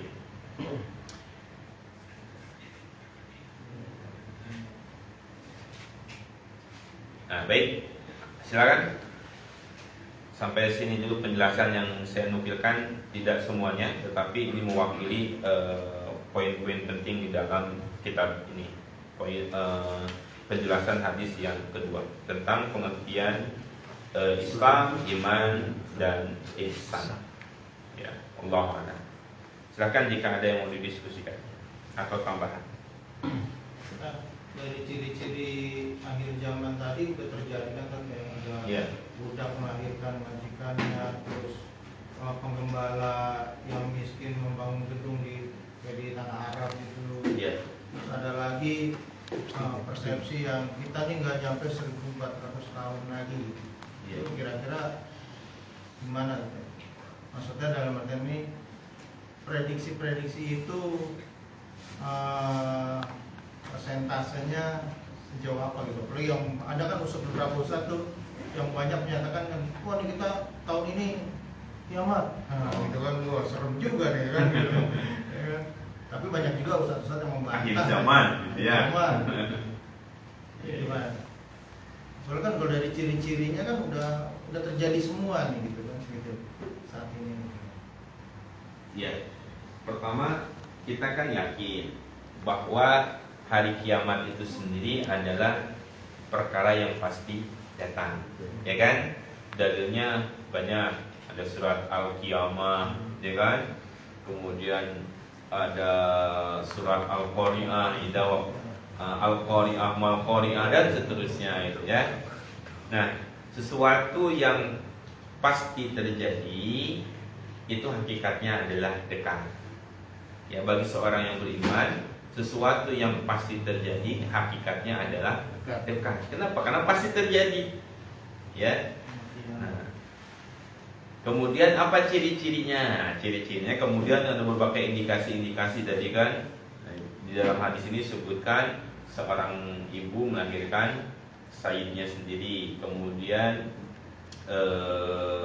seorang miskin tidak berpakaian, telanjang kaki, membangun bangunan yang tinggi-tinggi. Nah, dalam konteks hadis riwayat Imam Ahmad dikaitkan dengan hadis itu, ternyata ini adalah gambaran dari orang Arab ya, yang awalnya miskin setelah ketemu minyak bumi jadi kaya kan begitu. Nah, kemudian dalam hal yang lain, dari sisi yang lain kita menyikapi tentang akhir zaman ini, kita kadang-kadang melihat berbagai pihak yang berlebihan dalam menyikapinya, ya, berlebihan sampai kemudian nanti ada meteor hari ini jam sekian dan seterusnya. Nah, kemudian berdasarkan apa istilahnya itu di dalil diberikan dalil dari Quran dan Sunnah dan sebagainya, gitu kan. Sampai kemudian pada batas yang berlebihan. Kenapa? Sampai kemudian yakin, yakin, ya. Ternyata di kemudian hari terbukti, ya, hadis yang dipakai itu adalah hadis yang dhaif, misalkan, ya. Atau pas hari haknya tidak terjadi apa-apa, hingga akhirnya kemudian menjadi guyonan, menjadi cemoohan. Ini yang kadang-kadang berlebihan. Nah, seharusnya, ya, ketika kita yakin terhadap fenomena akhir zaman ini dengan beberapa indikasi-indikasi yang terjadi atau hal-hal yang kita lihat, seperti ada penguasa-penguasa yang zalim, ya, munculnya ulama-ulama yang gitu kan. Ini menegaskan kepada kita bahwa sabda Rasulullah SAW ini adalah benar, janji Allah ini benar. Maka fokuslah kita kepada perintah-perintah Allah, ya kan? Perintah Allah harus seperti ini kita kerjakan. Contoh misalkan, nanti di akhir zaman ini akan muncul kekuasaan tirani, ya, misalkan. Kemudian akan tegak lagi khilafah di atas manhaj kenabian. Ya kita jangan pasif. Nanti aja. Nanti juga akan ada seorang Imam Mahdi, tapi seorang khalifah, seorang Imam Mahdi. Karena itu ada sesuatu yang pasti datang di akhir zaman. Tetapi dia meyakininya sebatas meyakini, tidak ada ikhtiar. Nah, ini salah, ya. Dia khawatir dengan fenomena akhir zaman, tetapi ikhtiar dia tidak sesuai dengan tuntutan akhir zaman. Tuntutan akhir zaman itu ya harusnya dia itu berjuang untuk Islam mati-matian, berjuang menegakkan syariat Islam sesuai dengan thariqah Rasulullah SAW, kan begitu, ya. Jadi bahkan ada orang yang menyuarakan, mengajarkan fenomena akhir zaman akan tegak khilafah ala manhajin nubuwah, kemudian akan ada Imam Mahdi, ya. Dia yakin akan ada Imam Mahdi, ya. Tetapi kalau yang kasus yang pertama dia menyuarakan khilafah, dia menyuarakan tegaknya syariat Islam, mengajarkan ada Imam Mahdi, gitu kan. Tetapi thariqah dakwahnya itu tidak sepintas, tidak mengarahkan pada tegaknya kekuasaan di akhir zaman. Tapi masih mending nih. Kenapa? Dia masih meyakini akan terjadi. Ada yang kemudian kontraproduktif. Dia meyakini Imam Mahdi itu akan muncul, ya. Kekuasaan Islam itu nanti akan menguasai dunia lagi. Tetapi di sisi yang lain dia anti kekuasaan Islam, anti syariat, anti khilafah, bahkan kemudian menggembar-gemborkan demokrasi misalkan. Aneh. Emang Imam Mahdi di akhir zaman akan menyuarakan demokrasi apa? Kan itu kan. Paham maksudnya itu kan? Emang Imam Mahdi di akhir zaman akan menyuarakan apa? Ya, akan menyuarakan sebagaimana apa yang disuarakan oleh baginda Rasulullah SAW. Kan ini kontraproduktif, ya. Dia mengajarkan tentang akhir zaman akan ada Imam Mahdi, tapi ujung-ujungnya demokrasi kan pusing ini, ya. Imam Mahdi mengajarkan demokrasi, mendakwahkan demokrasi. Ini yang kadang-kadang nggak nyambung orang itu. Ya, jadi terkait dengan fenomena akhir zaman ini, ya seperti itu, ya. Kita yakini sesuai dengan dalil-dalil yang ada, dan yang menjadi kewajiban kita, ya, lakukan secara maksimal, ya. Allah. Ada lagi tambahan atau pertanyaan? Saya Ustaz. Ya, enggak. Assalamualaikum warahmatullahi wabarakatuh. Waalaikumsalam. Terkait dengan hadis ini yang mutawatir, ya Ustaz, ya. Iya. Katanya kan kalau untuk hadis mutawatir, apabila orang itu tidak mempercayai dengan isi hadis ini atau yang benar hadis ini, dia akan menjadi kufur. Iya. Nah, tingkatan kufurnya itu apakah dia sampai dengan keluar dari Islam atau hanya kufur saja, Ustaz? Yeah. Dan bagaimana dengan kondisi orang-orang munafik dia itu melakukan apa yang ada dalam hadis ini, tapi dia tidak mengimani atau tidak dia sering menyelisihi lah. Soalnya dia berpuasa tapi dia tidak memaknai puasanya, dia sholat tapi tidak menganggap sholat itu hanya hanya yang tidak terlalu penting begitu. Bagaimana kondisi orang munafik ini? Apakah dia termasuk dalam kufur keluar dari Islam atau kufur yang bagaimana, Ustaz? Oh, Kufur yang ya, begini. Tadi disebutkan bahwa hadis mutawatir itu sebagaimana Al-Quran, ya kan? Karena Al-Quran sendiri diriwayatkan secara mutawatir, kan begitu ya. Nah, maka orang yang mengingkari ya hadis mutawatir, ia bisa keluar dari Islam. Iya. Kenapa? Karena derajat hadis mutawatir itu sampai pada derajat pasti sebagaimana derajatnya Al-Quran. Begitu.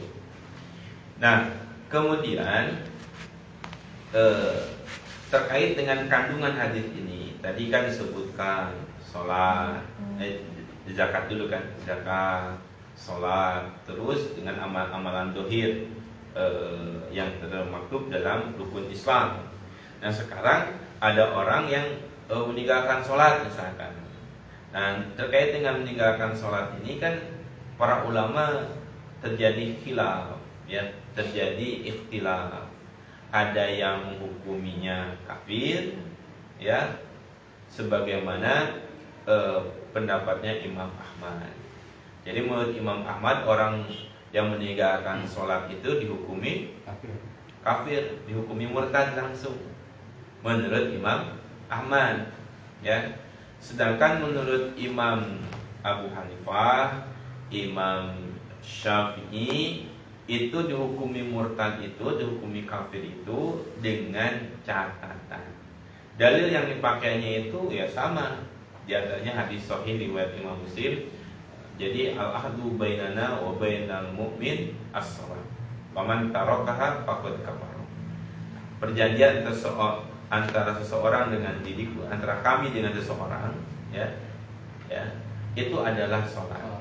Barang siapa yang meninggalkannya, faqad kafar, maka sungguh dia telah kafir. Ini yang menjadi alasan Imam Ahmad kemudian menjatuhi orang yang meninggalkan sholat itu dihukumi kafir, dihukumi murtad dari agama, ya, murtad anil Islam.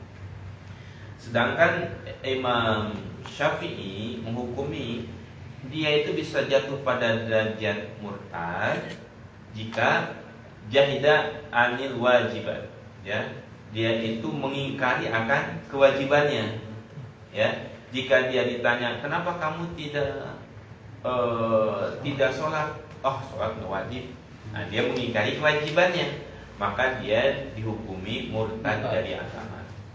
Tapi jika kemudian dia ditanya kenapa kamu sholat, kamu yakin nggak sholat itu wajib?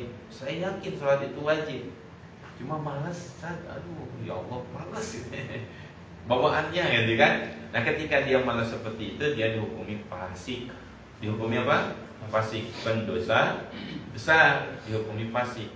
Nah, orang yang fasik ini, nah, dalam madhab Syafi'i memang agak sedikit tegas, ya. Man tarakaha maksud tarakas shalah kaslan, ya, halalun bidol bi unukihi bisayf. Halal dihukum mati.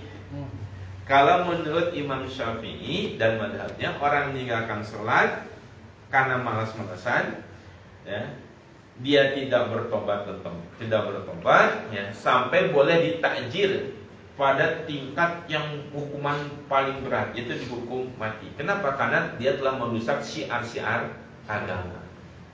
Kan berat ini, benar gak? Nah, kalau menurut Imam Abu Hanifah tidak mesti seperti itu, ya. Cukuplah dipenjara. Yang penting kan dia mau bertobat, cukup dipenjarakan atau dicambuk, dikondisikan dia bertobat, ya. Kemudian dia kembali pada Islam, ya.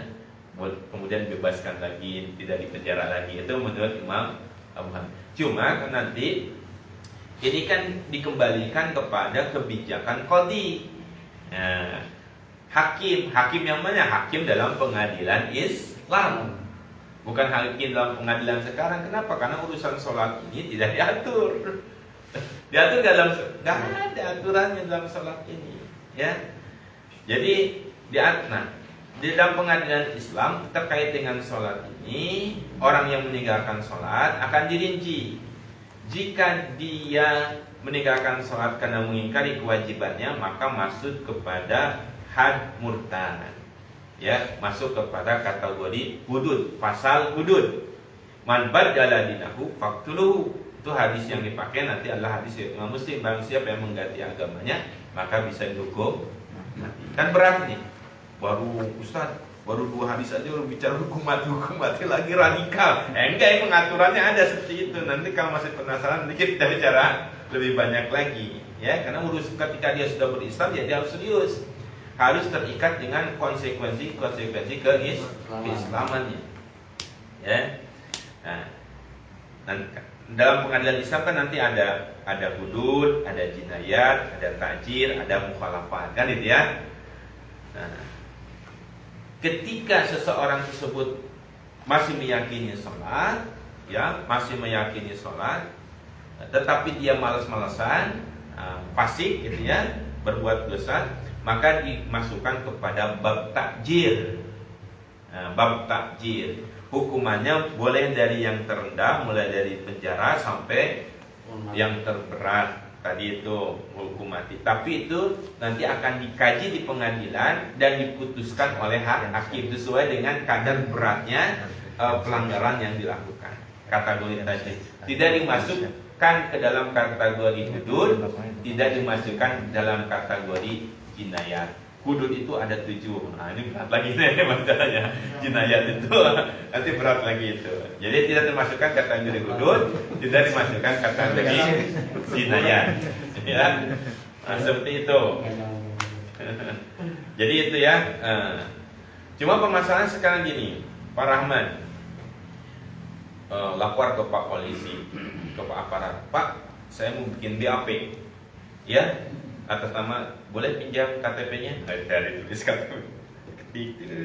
Nah, ya Pak, ada laporannya bilangnya tetangga saya Pak sudah punya bisnis malang melintang, keluar negeri berkali-kali, rumahnya banyak, tapi dia tidak pernah melaksanakan ibadah haji Pak.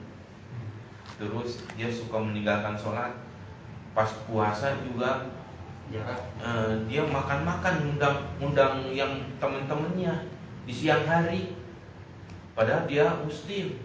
Gitu ya. Dari mana Anda tahu dia muslim? Ya, isinya berkerudung. Dia soal kalau Idul Fitri sholat Pak, tapi itu kan dilaporkan. Bingung dia. ada pasalnya nggak? Nggak ada. Tidak termasuk Pelanggaran. pidana, tidak termasuk perdata juga kan, begitu kan? Akhirnya Bapak sakit, Bapak waras, akhirnya disalahkan. Jadi yang dimaksud dengan kriminal dalam konteks sekarang itu ada setiap pelanggaran yang melanggar hukum pidana perdata kan, gitu ya. Singkatnya sederhananya seperti itu. Padahal di dalam Islam itu yang dimaksud dengan jarimah, kriminalitas itu adalah apa bentuk-bentuk pelanggaran apa yang kemudian terkategori sebagai pelanggaran syariat. Dia tidak sholat, itu bentuk pelanggaran, masuk pidana. Dia tidak berzakat, ya, dia tidak menutup aurat, itu kan nanti akan dikategorikanlah kepada apakah ini kategorinya hudud, jinayat, ta'jir kan, gitu kan, mukhalafat, ada klasifikasinya. Nah, sekarang ini menunjukkan bahwa ketika beragama tidak ditopang oleh negara, ini akan pincang. Sebagaimana keadilan tidak ditopang dengan kekuatan, maka itu hanya sebuah kepincangan dan apa istilahnya itu kemandulan. Ketika kekuasaan itu ada tapi tidak ditopang dengan keadilan, dengan Islam itu sendiri, maka itu hanya sebuah tirani kan, gitu ya. Nah, sekarang kalau kita beragama tidak ditopang oleh kekuatan negara, tidak diatur oleh negara, kita negara-negara sekuler, ya maka pincang. Seperti Imam Ghazali mengatakan, as-sultanu ad-dinu was-sultan tau amani. Agama ya dengan kekuasaan itu ibaratkan dua saudara kembar. Ad-dinu usul, dalam riwayat yang lain asasun. Agama itu pokok. Wala aslalahu. Ya, agama itu pokok. Bang siapa yang tidak ada pokok, famahdumun, maka akan tidak ada pondasi, maka akan hancur. Wasultanu harisun, kekuasaan itu sebagai penjaga. Wala harisalahu fadhaibun, bang siapa yang tidak punya penjaga akan rusak, kan gitu kan? Jadi kalau misalkan agama tidak ditopang oleh kekuatan, ya seperti sekarang Anda mau sholat, silahkan sholat sesuai dengan kesadaran Anda sendiri. Anda mau beribadah haji, mau untuk orang, silahkan beragama sesuai dengan kesadaran Anda sendiri. Tidak ditopang. Tapi ketika negara berdasarkan agama, ketika ada orang melakukan pelanggaran agama, misalkan tidak sholat, dia akan dikondisikan supaya dia terikat dengan syariat itu. Ya, maka sekarang seperti ini. Ya, di zaman sekarang orang lebih takut tidak bayar pajak, ya, ketimbang tidak bayar zakat. Sekarang orang lebih takut tidak pakai helm ke jalan raya ketimbang meninggalkan sholat. Meninggalkan sholat kan hukumannya berat dalam Al-Quran, ya, neraka sakor dan sebagainya gitu kan. Tapi karena tidak diatur oleh negara, ya sekarang orang meninggalkan sholat begitu saja, kan begitu ya. Nah, tapi giliran sesuatu yang amalan yang mubah, pakai helm wajib gak? Coba cari dalam Al-Quran, ya ayyuhalladzina amanu kutiba alaikumul helm, gak ada ayatnya. Ya kan? Nah, hadisnya juga gak ada. Ya, artinya pakai helm itu hukum asalnya ada sesuatu yang mubah saja. Kemudian hukum yang mubah ini diatur oleh negara supaya membantu meningkatkan derajat keselamatan dalam berkendaraan, kan itu ya. Nah, dalam hukum Islam itu ada juga disebut dengan mukhalafat tadi, adopsi negara terhadap perkara yang mubah. Apabila sudah dibuatkan kebijakan oleh negara, maka sifatnya mengikat. Kan itu kan, jadi harus dilakukan. Itu namanya adalah mukhalafat tadi itu, ya. Ada dalam Islam juga. Nah, sekarang giliran yang mubah jadi wajib. Kalau tidak ditilang. Giliran yang wajib, ya, diserahkan kepada kesadaran masing-masing. Kan begitu ya. Nah, inilah gambaran dunia saat ini, fasdudin anil hayah, memisahkan agama dari kehidupan. Selanjutnya fasdudin anil daulah, memisahkan agama dari negara. Realitasnya seperti itu. Cuma doanya minta husnul khotimah, ya Allah, Allahumma inna nas'aluka husnul khotimah wa nabiyas. Dia minta husnul khotimah, tapi agama ditempatkan di masjid aja. Dalam ngatur ekonomi jangan bawa agama, dalam ngatur negara jangan bawa agama. Ya, ini namanya kata Allah kurang ajar loh. Gue ditempatin di misalkan ya, hanya di agama ditempatkan di pojok-pojok masjid saja. Ini artinya adalah pelecehan. Bahlul itu. Ya, ini bahlul hakiki. Kebodohan yang sejati, ya. Kenapa? Nah, dalam posisi seperti ini justru dia itu tidak memahami konsekuensi syahadat sebetulnya kalau terjadi seperti itu. Kenapa? Karena konsekuensi syahadat itu adalah menetapkan Allah, kan gitu ya, menetapkan Allah dan seperangkat hukum aturan yang datang darinya itu berada di dalam tempat yang semestinya, kan gitu ya. Nah, sekarang kita menempatkan hukum buatan manusia pada posisi hukum buatan Allah. Maka ini disebut dengan kesyirikan. Inna syirka la dzulmun adzim. Sungguhnya kesyirikan itu adalah kedzaliman yang nyata. Kenapa? Wad'u syai'in fi ghairi mahalli, menempatkan sesuatu bukan pada tempatnya. Artinya apa? Wad'ul makhluq ila martabatil khaliq, menempatkan makhluk dengan seperangkat hukumnya yang dibuat oleh manusia seperti dalam proses legislasi demokrasi, ditempatkan pada posisi hukum Tuhan. Nah, ini kedzaliman yang nyata. Inna syirka la dzulmun. Dan banyak orang yang tidak paham konsekuensi tauhid atau syahadat seperti itu. Wallahu a'lam. Paham ya? Pas jam 11 lebih 2 menit. Alhamdulillah. Alhamdulillah. Cukup ya? Ada lagi pertanyaan? Saya masih berbaik hati membuka pertanyaan. Baik, kalau tidak ada, demikian dari saya. Allah muwaffiqil aqwamit thoriq. Assalamualaikum warahmatullahi wabarakatuh. Waalaikumsalam warahmatullahi wabarakatuh.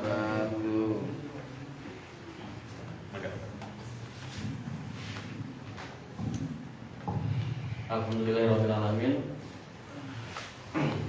Sudah kita dengarkan kajian dari Ustadz Ihsan Ashari, yang semoga kajian ini dapat meningkatkan keimanan kita, meningkatkan ketakwaan kita untuk beribadah kepada Allah Subhanahu wa taala. Amin. Terima kasih syukran kepada Ustadz Ihsan Ashari. Selanjutnya Nggak ada makan-makan Bang? Nggak ada. baik. Selanjutnya untuk menutup kajian ini, marilah bersama-sama kita membaca hamdalah, alhamdulillah, serta membaca istighfar, kita membaca doa kafaratul majelis.